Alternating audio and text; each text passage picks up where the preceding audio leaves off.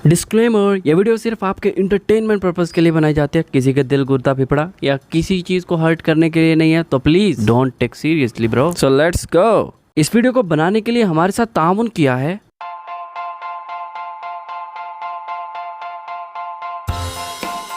Music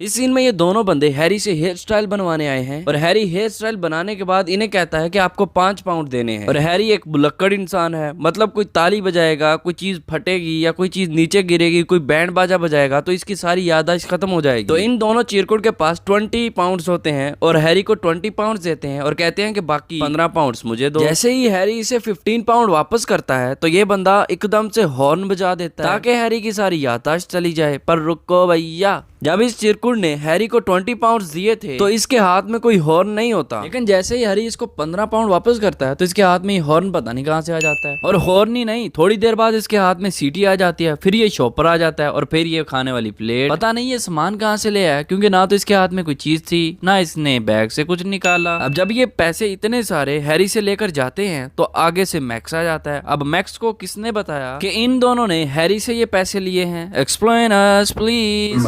इसने gender का tender नहीं भरा।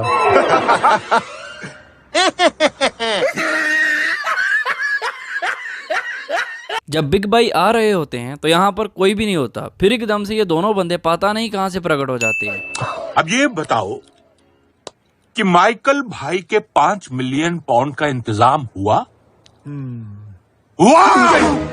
अब यहाँ पर बिग बाई ने इतनी ऊंची आवाज में पूछा है कि पैसों का इंतजाम हुआ। जितनी ऊंची आवाज थी तो इसी हिसाब से हैरी की तो याददाश्त चली जानी चाहिए थी, पर यहाँ पर तो ऐसा कुछ भी नहीं हुआ। आप सबका थैंक यू जो मेरे चैनल को सपोर्ट करते हैं, बट उससे पहले कि मैं वीडियो को आगे बढ़ाऊँ, प्लीज़ इस चैनल को ज़रूर सब्सक्राइब करें। आपको पता होगा कि मेन चैनल पे वीडियोस नहीं आती, उसकी वजह यह है कि मेरे इस मेन चैनल पे कोई ना कोई कॉपीराइट स्ट्राइक आ जाता है। And recently 2 copyright same time पे आ गए थे, उसके बाद मैंने वीडियोस कम कर दी अपलोड करना कि कोई और कॉपीराइट स्ट्राइक आएगा तो मेरा चैनल बंद भी हो सकता है। सो प्लीज़ अगर थोड़ा सपोर्ट कर सकते हैं, अगर आपको थोड़ा स्माइल हंसी आती हो मेरे वीडियो से, तो प्लीज़ इस चैनल को ज़रूर से सब्सक्राइब कर लें।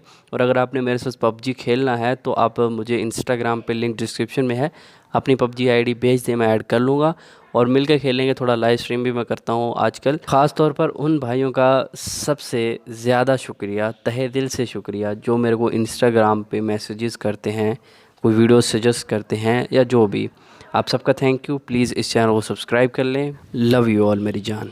अब इस कपड़े में 5 मिलियन पाउंड्स हैं और जल्दी से हैरी इन 5 मिलियन पाउंड्स को कपड़े वाली मशीन में डाल देता है, लेकिन जैसे ही कैमरा मशीन के अंदर से व्यू लेता है तो सिर्फ पैसे ही पैसे नजर आते हैं, वो व्हाइट वाला कपड़ा अंदर नजर ही नहीं आता, पता नहीं कहाँ गायब हो जाता है। अब ये कौन सा नहीं है कि सीधा ही उस तरह, अब साले गुस्से में मैं इधर उधर निकल जाता हूँ। नहीं भाई, कैंची नाम की कोई चीज सुनी है, दरियाफ्त की हो या देखी हो भाई, नहीं वो इस्तेमाल करते हैं पहले, उस तरह नहीं इस्तेमाल करते। अब यहाँ पर पहले बिग बाई को कट यहाँ पर लगता है, फिर कट यहाँ पर चला जाता है और बिग बाई को उस तरह लगा है पर बिग बाई को पता भी नहीं चला। बंदा बिग बाई की टिंड कर दे, फिर हालात ऐसे ही होने हैं जब बिग बाई ने शीशे में देखना है।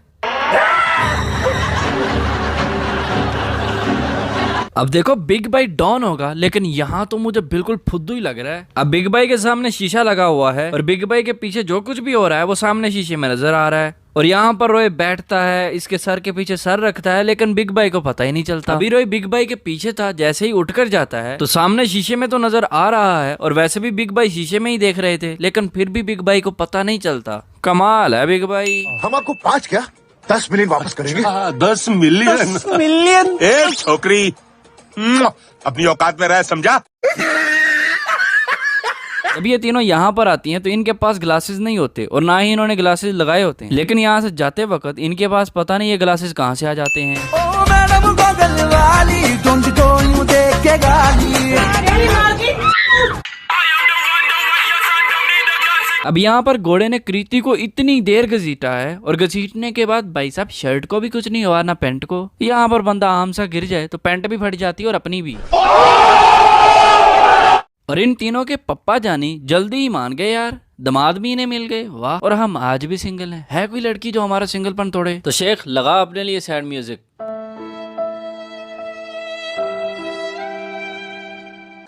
कल अपनी माँ को हमसे मिलाने के लिए ले आना।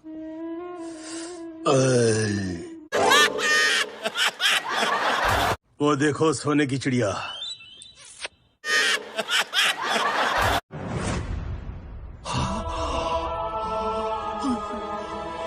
मम्मा मियाँ खलीफा थोड़ी देख लिया, ये अंकल ही देखे है ना। फेस के एक्सप्रेशन से ऐसा ही लग रहा है कि बंदा बड़ा सिंगल है और ताजी ताजी किसी ने सनी लियोन की वीडियो भेजी है। अभी सीन में बाला देव सिंह जब आते हैं तो इनके हाथ में तलवार होती है, पर जैसे ही कैमरा पीछे से व्यू लेता है तो वो तलवार वहां से गायब हो जाती है। एक बात समझ नहीं आई कि इन दोनों को इन्होंने लटकाया हुआ है आग के ऊपर, लेकिन ना तो इनके बाल जल रहे हैं ना कपड़े, मतलब इतनी हैवी किस्म की आग लगी हुई है। या तो आग नकली है या फिर ये बंदे। इस वीडियो पर हमने एम किया है 1000 लाइक का।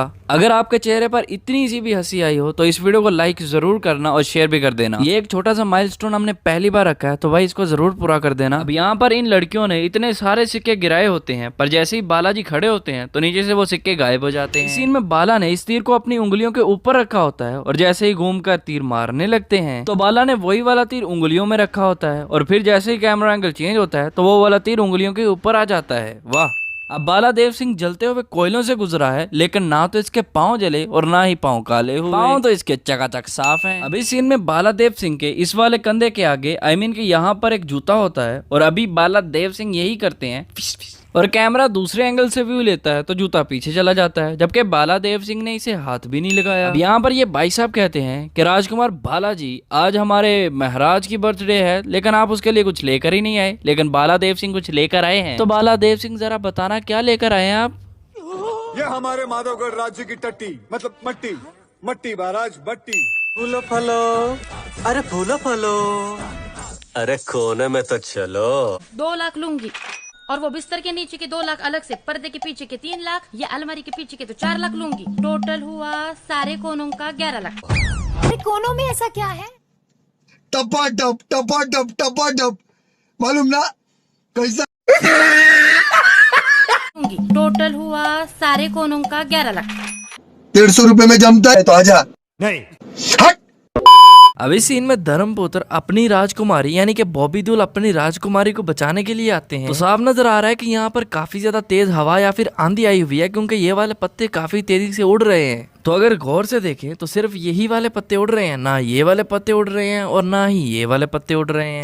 और अभी साफ नजर आ रहा है कि धर्मपुत्र के पास कोई भी ऐसी तलवार नहीं है जिससे वो किसी भी बंदे को मार सके, पर थोड़ी देर बाद एक तलवार उसके हाथ में आ जाती है। और इस सीन में जब ये जंप लगाता है तो साफ नजर आ रहा है कि सामने से 2 और बंदे आ रहे हैं। और अगर इस वाले बंदे को देखें तो लग तो ऐसे रहा है कि ये बंदा यहीं पे ही नीचे गिर जाएगा, पर ऐसा तो होता ही नहीं है। ये वाला बंदा भी उड़ता हुआ नजर आता है और अभी इन दोनों बंदों को एक एक लगी और नीचे गिर जाते हैं, पर जिसने लगाई वो ऊपर ही रहता है। इस सीन में राजकुमार बाला देव सिंह कहता है कि आज हम शाही तलवार नहीं लेकर आए हैं, और आगे से मंगू महाराज कहता है लाए हैं। कहाँ है? पहली बात तो ये कि इतनी लंबी तलवार बंदे ने निकाली कहाँ से। इस सीन में राजकुमार बाला धर्मपुत्र को लात मारते हैं और अभी राजकुमार बाला धर्मपुत्र के पास ही होते हैं, लेकिन जैसे ही कैमरा दूर से व्यू लेता है तो राजकुमार बाला इतनी दूर से भाग कर आ रहे होते हैं। वाह। और भाई तलवार भी बड़ी तेज किस्म की थी, एक झटके में पूरे का पूरा दरख्त ही गिरा दिया। मैं तो लुट गई, बर्बाद हो गई। इस मकड़ी को देख के बाला सिंह की फटे न फटे राजकुमारी की फटके हाथ में आ जाती है। और राजकुमारी इस मकड़ी को देख के कितनी डरी हुई है वो तो उसके फेस के एक्सप्रेशन देख के ही पता चल रहा है। और मकड़ी को देख के राजकुमारी मधु इतनी ज्यादा डरी हुई है कि जैसे ही राजकुमार अपने मुंह से उस मकड़ी को पकड़ के दूर फेंकते हैं तो इतनी प्यारी सी जप्पी देती है और कुछ ये कहती है, किस मुंह से धन्यवाद करूं आपका? नहीं यार मुझे बताओ जरा, एक ही तो मुंह है, बाकी मुंह तो किसी और काम आते हैं। I mean, इसी मुंह से ही तो तुमने थैंक यू बोलना है, और कौन सा मुंह है? बाकी रहे वो मुंह, उस मुंह से तो तुम नहीं बोल सकती। यहाँ पर राजकुमारी मधु एक कबूतर उड़ाती हैं। वो कबूतर जिस शख्स पर जाकर बैठेगा वो यहाँ का महाराज होगा। अब एक बात समझ नहीं आई कि सारे बंदे लाइन में खड़े हुए हैं पर बाला देव सिंह आगे खड़े हुए हैं। महाराज बांगड़ू मर्द है, ना मर्द नहीं, और हमने स्वयं इसकी जांच पड़ताल की है। अब गामा के भाई के ऊपर इतने सारे तीर चलाए गए, लेकिन गामा को तीर लगे, घोड़े को एक भी तीर नहीं लगा। और यहाँ पर पहले 3 तीर लगे होते हैं, फिर 4 हो जाते हैं, और जैसे ही बंदा नीचे गिरता है तो इतने सारे तीर बंदे को लगे होते हैं। ये कैसा था दरवाजा भाई, मतलब इतने दरवाजे को कुछ हुआ, बाकी बढ़िया तरीके से खड़ा हुआ है। अभी सीन में राजकुमारी मधु 4 तीर चलाती है और सामने 4 बंदे होते हैं, और जब तीर चलाती है तो तीर चारों के चारों बंदों में लग जाते हैं। पर लॉजिक समझ नहीं आई मुझे, मतलब अगर तीर चलाए हैं तो तीर एक दूसरे की सीध में जाएंगे, पर बंदे तो यहाँ खड़े हुए हैं। Explain us, please। इस सीन में इस घोड़े और बालादेव सिंह के दरमियान काफी ज्यादा डिस्टेंस है। I mean, घोड़ा इस जगह पर है और बालादेव सिंह इस जगह पर है, मतलब घोड़ा और बालादेव सिंह एक दूसरे के आमने सामने नहीं है, थोड़े से डिस्टेंस पे हैं। पर जैसे ही बालादेव सिंह घोड़े के ऊपर बैठे हुए बंदे को लात मारने लगता है तो लातें तो बिल्कुल जाकर सीधी उस बंदे के चेस्ट पे लगती हैं, और जैसे ही बालादेव सिंह डंडे को पकड़कर जंप लगाने लगते हैं तो ये वाला बंदा नीचे बैठा हुआ नजर आता है। I mean, इसे तलवार लग रही होती है और नीचे बैठा हुआ होता है, पर जैसे ही कैमरा जूम मारता है तो ये वाला बंदा बैठा हुआ नहीं बल्कि खड़ा हुआ नजर आता है। और अभी साफ नजर आ रहा है कि यहाँ पर 4-5 बंदे हैं, पर जैसे ही कैमरा जूम मार के व्यू लेता है तो वहाँ पर तो कोई बंदा नजर ही नहीं आता। और महाराज बालादेव सिंह जब जंप लगाते हैं तो साफ नजर आ रहा है कि यहाँ पर काफी ज्यादा बंदे होते हैं, पर जैसे ही कैमरा सामने से व्यू लेता है तो वो सारे बंदे नीचे से गायब हो जाते हैं। बात समझने की कोशिश करो, तुम भाभी हो, भाभी माँ समान होती है, मुझे शक्ति तो मैं जा रहा हूँ।